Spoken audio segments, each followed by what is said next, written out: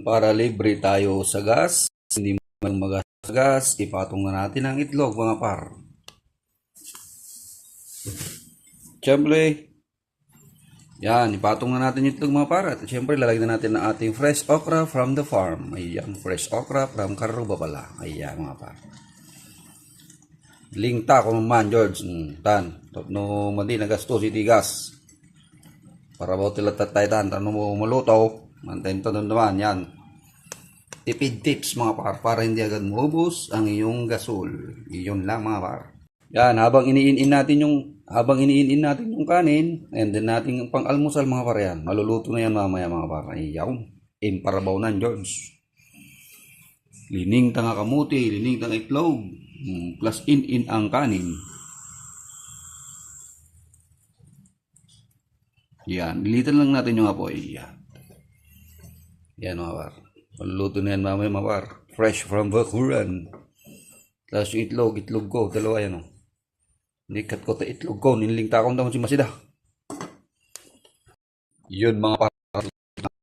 Asal. Puro nilaga. Yan.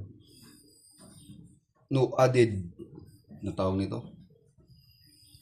Ito yung masarap na almusal mga par. Niling ta. Tilo ko ano kung kuma. Yan. Tipid tips.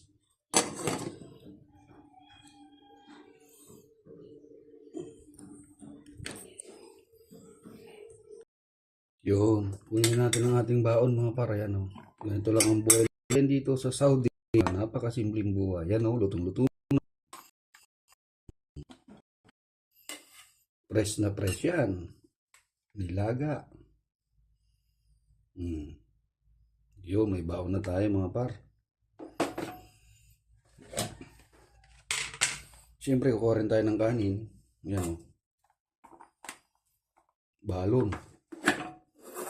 Yung mga baonan, vintage. Kung gusto mo ng magandang baonan, bumili ka ng ice cream. Meron ka ng ice cream, meron ka pang baonan mga para yan. Agahan na yan, saka tanghalian.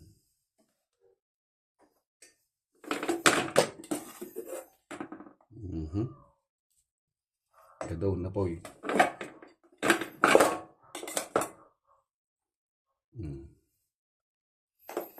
Ay, putot.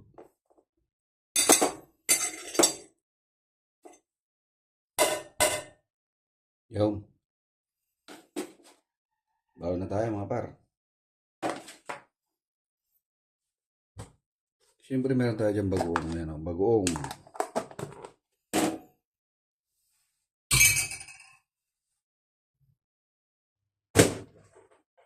Yun, ready ng ating ice cream. Yan. Oh.